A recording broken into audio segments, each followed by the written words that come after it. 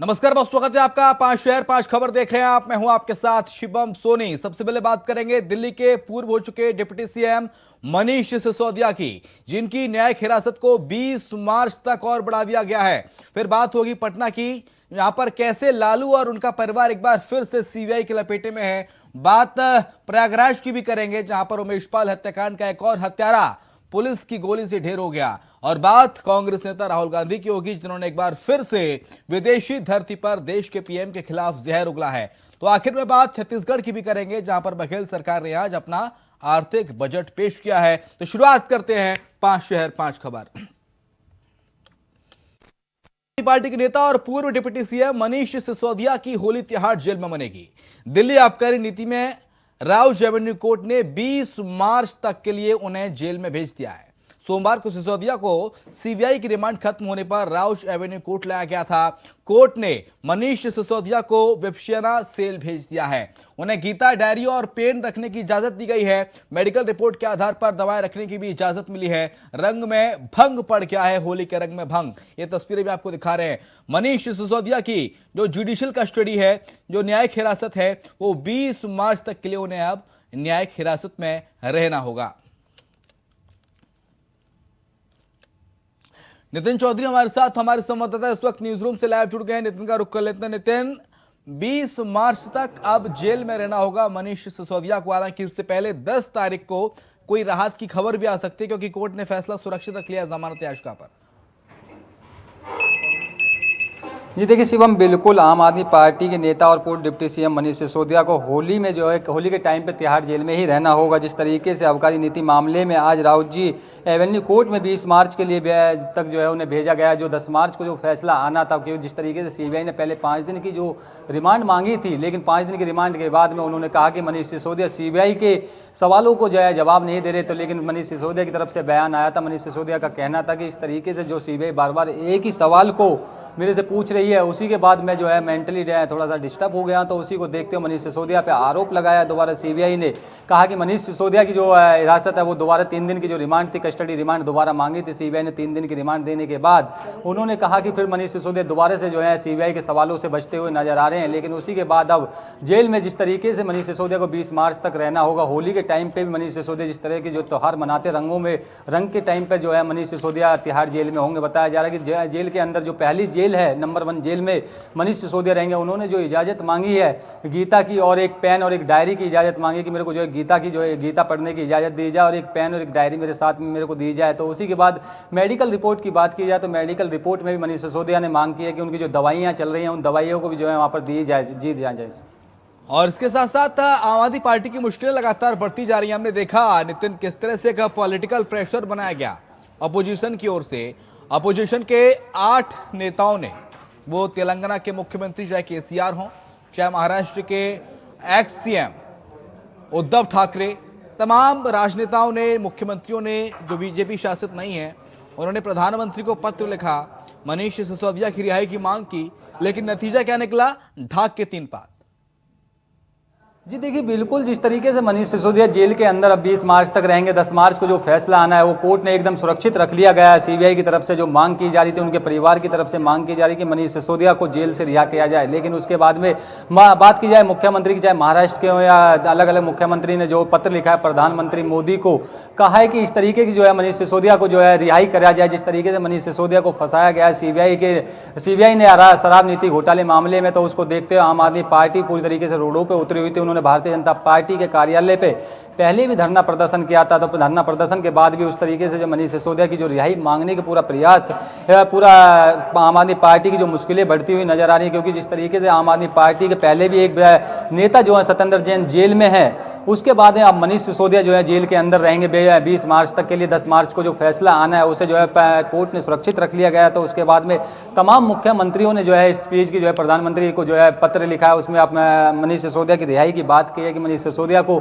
जल्दी से जल्दी रिहा कर दिया जाए, लेकिन उसके बाद में जिस तरीके से सियासत काफ़ी तेज़ी से नज़र आ रही है, क्योंकि आम आदमी पार्टी की मुश्किलें बढ़ती हुई भी नज़र आ रही हैं, तो उसको देखते हुए आम आदमी पार्टी पूरी तरीके से रोडों पर उतरी है। पहले संजय सिंह का बयान भी यही आया था कि संजय सिंह ने कहा कि आम आदमी पार्टी को जो है पूरी तरीके से फंसाने का कोर्स जो है करा जा रहा है भारतीय जनता पार्टी की तरफ से। लेकिन उसके बाद दिल्ली के मुख्यमंत्री अरविंद केजरीवाल ने भी यही बात कही कि मनीष सिसोदिया जो है आएंगे, जेल के ताले टूटेंगे, मनीष सिसोदिया बाहर आएंगे। तो उसको देखते हुए आम आदमी पार्टी पूरी तरीके से रोडों पे उतरी हुई है, पूरी तरह धरना प्रदर्शन कर रही है। लेकिन अभी फिलहाल के लिए मनीष सिसोदिया को जो है 20 मार्च तक के लिए जो है तिहाड़ जेल में ही रहना होगा। जी बहुत शुक्रिया आपका नितिन, तमाम सारी जानकारी को साझा करने के लिए।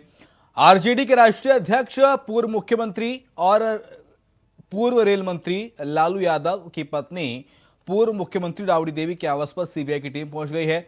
जमीन के बदले नौकरी केस में पूछताछ की जा रही है और इस केस में लालू यादव, राबड़ी देवी और उनकी बेटी मीसा भारती समेत 14 लोग आरोपी हैं। 15 मार्च लालू यादव, उनकी पत्नी राबड़ी देवी समेत 14 लोगों को आरोपी बनाया गया है। बेटी मीसा भारती भी शामिल है। कोर्ट में पेश होने के लिए उनसे कहा गया है। जिस समय टीम पहुंची सीबीआई की, उस वक्त राबड़ी देवी विधान परिषद जाने की तैयारी कर रही थी। दिनकर आनंद हमारे साथ, हमारे सहयोगी इस वक्त न्यूज रूम से जुड़ गए हैं। दिनकर का रुख कर लेते हैं। दिनकर, क्या अपडेट पूरी खबर पर, क्योंकि आज सीबीआई की टीम पहुंची राबड़ी देवी के यहाँ।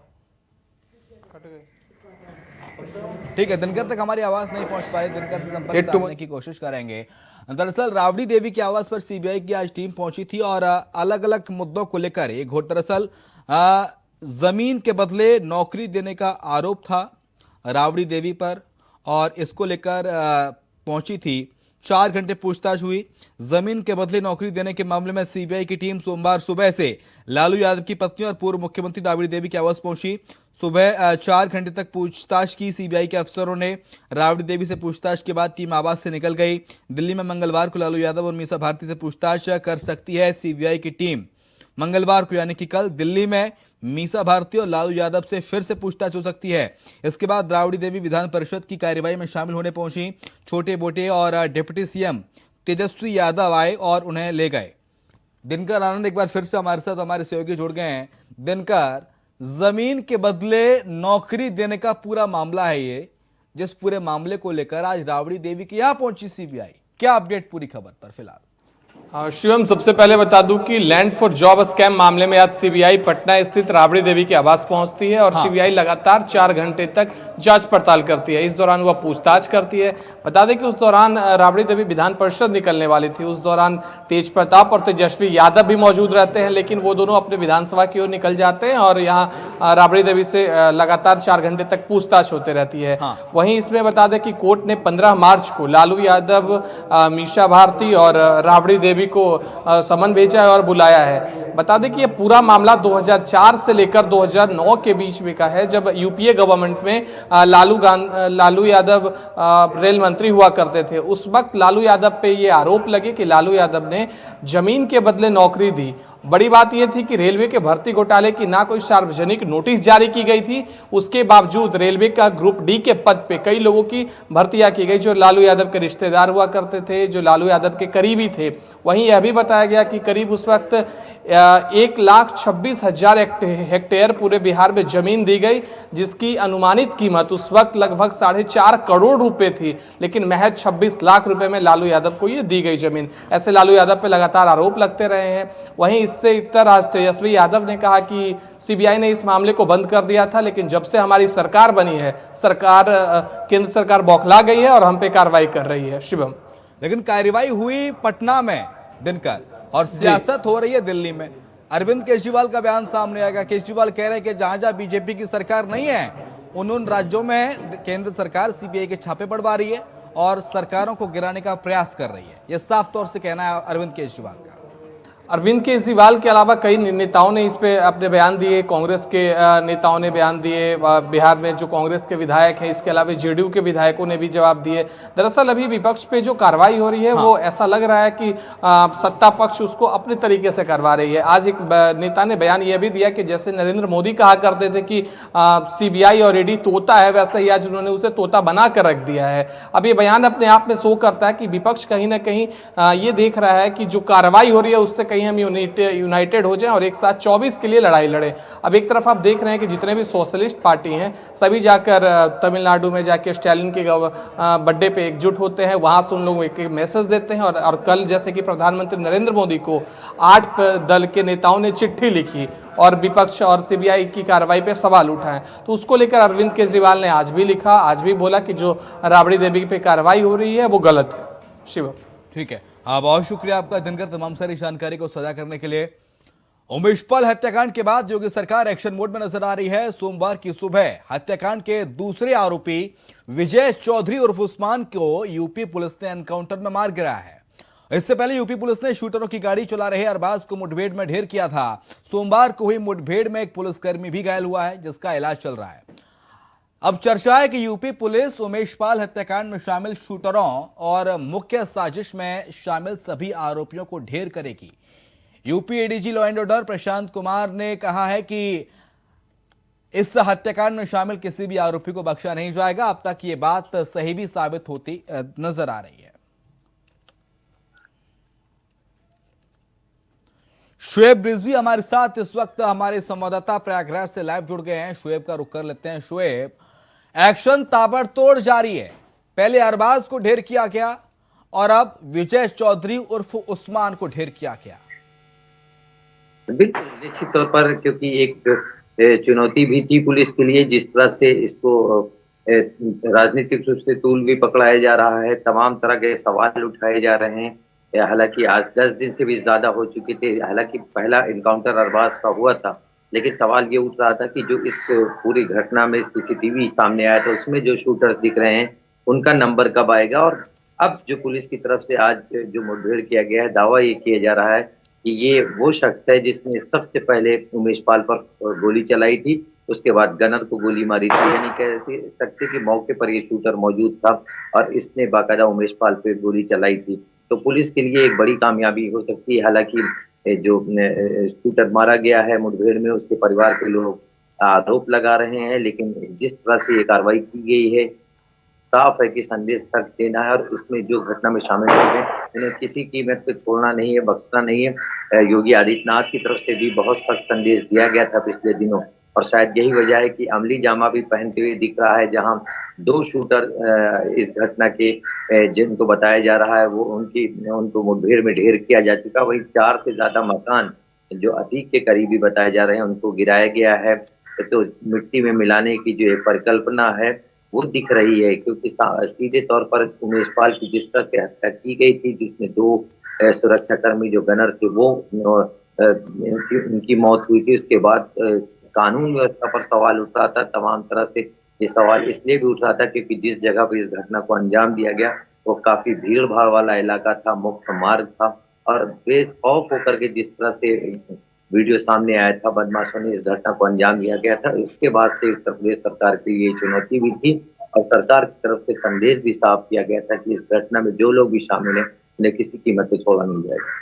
और इस पूरे घटनाक्रम में अतीक का बेटा असद, जो कि गोलियां चलाता हुआ सीसीटीवी कैमरे में कैद हुआ, पुलिस अब तक नहीं पहुंच पाई, उस पर भी नाम घोषित किया गया है। फिलहाल आगे के जो आरोपी हैं, जो शूटर्स हैं, उनको लेकर पुलिस की क्या रणनीति है शुएब, क्या तैयारी है, कुछ जानकारी? बिल्कुल देखिए लगातार पुलिस काम कर रही है। हालांकि अभी 5 से ज्यादा जो घटना में शामिल लोग हैं उनकी पुलिस बेताबी से तलाश कर रही है। अतीक के बेटे के नाम के बारे में भी काफी चर्चाएं हो रही हैं। हालांकि इस बीच में इन सब पर जो इसमें आरोपी हैं 2.5 लाख रुपए का इनाम डीजीपी की तरफ से घोषित किया गया, जो एक बड़ा इनाम कहा जा सकता है। यानी इस प्रक्रिया के तहत ये 2.5 लाख तक किया गया।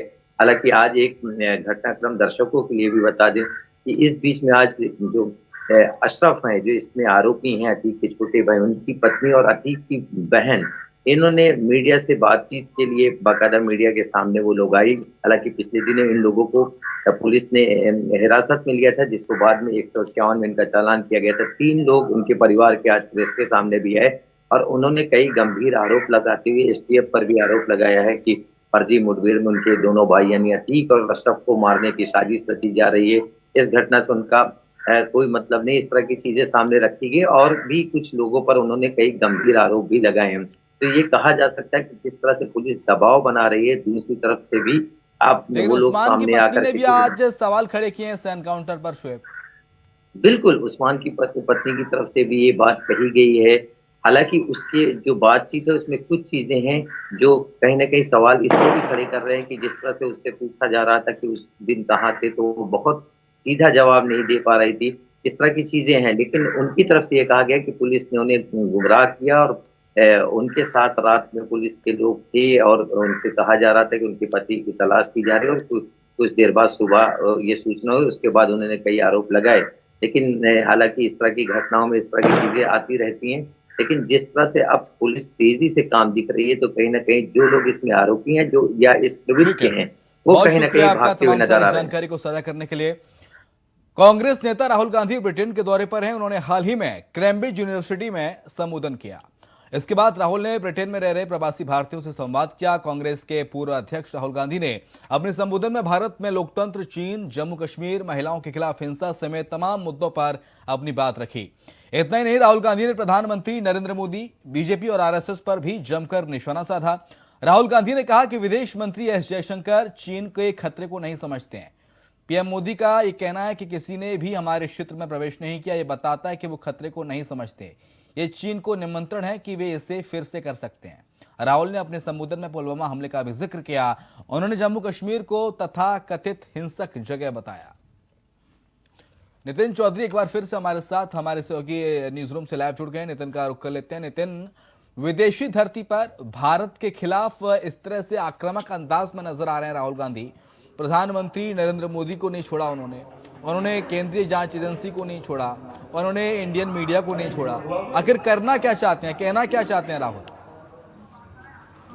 जी शिवम, बिल्कुल देखिए, कांग्रेस के नेता राहुल गांधी जो है इस टाइम जो है लंदन विदेश के दौरे पे हैं, जहां उन्होंने कैम्ब्रिज में एक भाषण देते हुए कहा कि भारत के यूनिवर्सिटियों में भी भाषण देने की बात जो कह रहे थे राहुल गांधी, लेकिन उसके बाद में जिस तरीके से उन्होंने प्रधानमंत्री नरेंद्र मोदी पर भी जो है हमला बोला और साथ ही आरएसएस पे उन्होंने हमला बोला कि इस तरीके से जिस तरीके से प्रधानमंत्री नरेंद्र मोदी जो है पूरी तरीके से जो है देखा जाए तो बीजेपी और आरएसएस पर हमला बोलने में कहा कि उनकी विचारधारा में कार्यरत है, उन्हें कहीं अगर मुझसे कमजोर हो तो वो 5 से 10 मित्रों के साथ ही पीट दूंगा। तो उसको देखते हुए जिस तरीके से यहाँ पर आरएसएस और भारतीय जनता पार्टी पे हमला बोलते हुए कहा कि प्रधानमंत्री नरेंद्र मोदी की पूरी तरीके से जिस तरीके से वो लोगों पे जो है बातचीत करते हैं और साथ ही उसी को देखते हुए उन्होंने जो है जम्मू कश्मीर पे भी बातचीत की और जिस तरीके से उन्होंने तमाम लोग जो भारत के लोग रह रहे हैं उनको भी जो है संबोधन किया था। संबोधन में उन्होंने जो है आरएसएस और बीजेपी पे हमला बोला। जी, और इसके साथ साथ नितिन, यहां से बीजेपी भी पलटवार कर रही है। बीजेपी की अलग प्रतिक्रिया है। बीजेपी राहुल पर हमलावर है कि आप विदेशी धरती पर जाके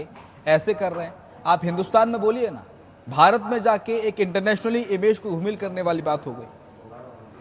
ये देखिए, बिल्कुल जिस तरीके से भारतीय जनता पार्टी की बात की जाए तो भारतीय जनता पार्टी पूरी तरीके से हमला बोल रही है राहुल गांधी पर। जिस तरीके से कहा जा रहा है कि वो लंदन में जाके जो विदेश में जाके जो भाषण दे रहे हैं, यदि वो भारत में इस तरीके के भाषण दे तो उससे भी अच्छा ठीक लगता है, लेकिन भारतीय जनता पार्टी ने हमलावर करते हुए कहा कि राहुल गांधी के ये जो भाषण वहाँ दे रहे हैं प्रधानमंत्री नरेंद्र मोदी को और आरएसएस के लोगों के लिए जो भाषण दे रहे हैं, उसको देखते हुए जो है पूरी तरीके से भारतीय जनता पार्टी जो है निशाना साध रही है। लेकिन भारतीय जनता पार्टी का कहना है कि इस तरीके के जो भाषण देने हैं वो अपने भारत में दें। और बात की जाए तो उसको देखते जिस तरीके से आरएसएस के ऊपर उन्होंने कहा है कि आरएसएस जो है इसमें जो है 50 से मित्र मुस्लिम को शख्सों को जो पीटने का कार्य करती है, आरएसएस पे उन्होंने ये हमला बोला। लेकिन उसी के बाद में भारतीय जनता पार्टी ने उधर से पलटवार करते हुए कहा कि राहुल गांधी यदि ये भाषण जो विदेशों में दे रहे हैं, ये विदेशों की जगह जो अपने भारत में भाषण दे तो और भी अच्छा लगता है। जिस तरीके से प्रधानमंत्री नरेंद्र मोदी पे उन्होंने बात की थी, उसी के बाद उन्होंने आरएसएस पे भी कहा कि जो मुस्लिम लोगों को मारपीट का मामला सबसे पहले यहाँ उठाया जाता है वो आरएसएस के लोग ही उठाते हैं, क्योंकि बीजेपी जो है पूरी तरीके से जो है हिंदू मुस्लिम की राजनीति करने में सक्सेस रहती है। जी, बहुत शुक्रिया आपका नितिन, तमाम सारी जानकारी को साझा करने के लिए। अगली खबर का रुख कर लेते हैं। छत्तीसगढ़ के मुख्यमंत्री भूपेश बघेल ने इस साल के कार्यकाल का अपना आखिरी बजट पेश किया है। इस दौरान उन्होंने जनता के हितों में कई घोषणा की। बजट सत्र के दौरान सीएम ने गोबर से पेंट किए हुए ब्रीफकेस का इस्तेमाल किया। बजट पेश करते हुए सीएम ने कहा कि हमारी सरकार में ग्रामीण अर्थव्यवस्था को काफी ज्यादा बढ़ावा दिया गया। लगातार बढ़ती हुई अर्थव्यवस्था की वजह से छत्तीसगढ़ के मॉडल के तौर पर इसे पहचान मिली है। इसको भारत सरकार के द्वारा भी सराहा गया। इस बजट में सीएम बघेल ने युवाओं के लिए 2,500 रुपए मासिक बेरोजगारी भत्ते का ऐलान भी किया, साथ ही विकास योजनाओं को पंख दिए। तो आज छत्तीसगढ़ में भूपेश सरकार के कार्यकाल का आखिरी बजट है जो पेश हुआ है और 2,500 रुपए महीने बेरोजगारी भत्ते का एक बड़ा ऐलान, एक बड़ा तोहफा कहें बेरोजगार युवाओं के लिए। गोबर से बने ब्रीफकेस से उन्होंने इस बजट को लेके आए। गोबर से ब्रीफकेस बनाया गया था और उन्होंने कहा कि छत्तीसगढ़ की अर्थव्यवस्था को केंद्र सरकार ने सराहा है। जिस तरह से गोधन न्याय योजना और तमाम छत्तीसगढ़ की महत्वपूर्ण योजना जिनको केंद्र ने उनकी तारीफ भी की, ये बात भूपेश बघेल कहते नजर आए।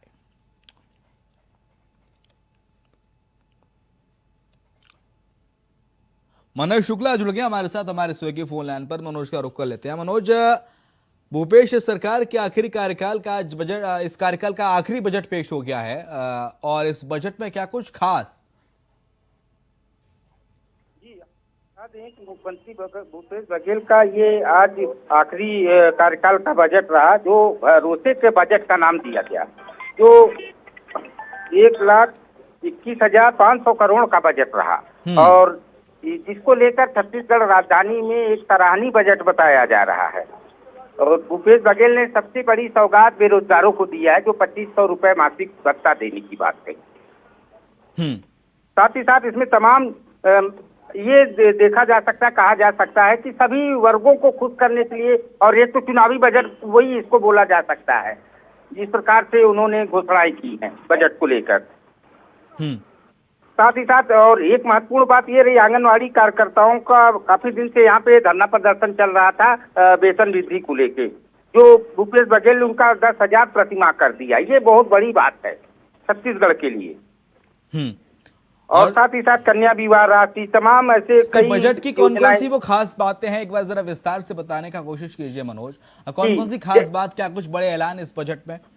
जी, जैसे बड़े बड़े बजट के ऐलान में उनका है रायपुर से दुर्ग लाइट तक मेट्रो की योजना जी, और 1,47,00,000 मीट्रिक टन उपार्जित किया गया। जैसे धान, ये उसको जो है 2,000 से 3,000 रुपए ये ग्राम पटेल योजना करके रसोइयों को दिया जाएगा।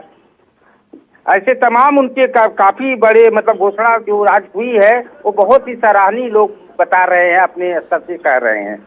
और रात में जैसे थानों के लिए काफी कुछ उन्होंने घोषणा किया है और नए साइबर क्राइम थाने खुलेंगे।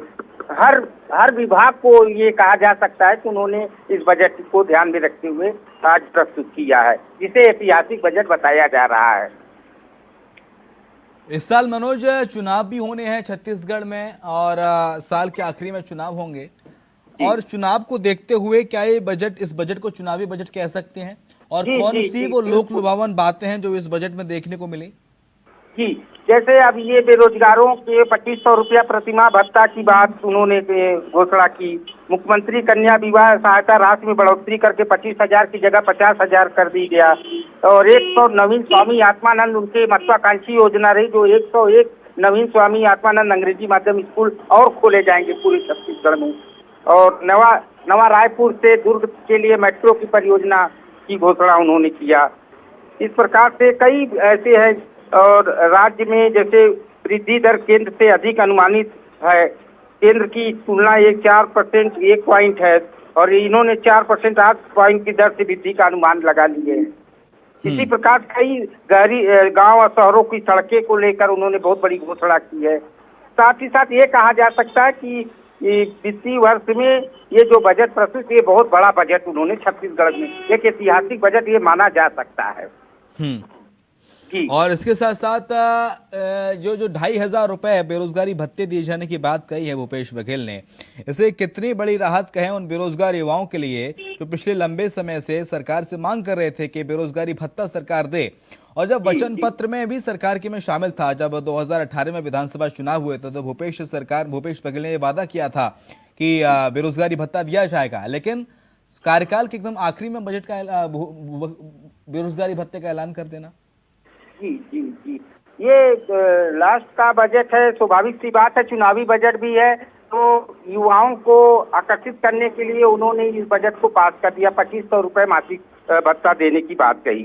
साथ ही साथ स्टूडेंटों के लिए 23 नए महाविद्यालयों की स्थापना का प्रावधान उन्होंने किया। इसके साथ ही 36 शासकीय ITI संस्थानों के लिए 100 करोड़ का प्रावधान किया।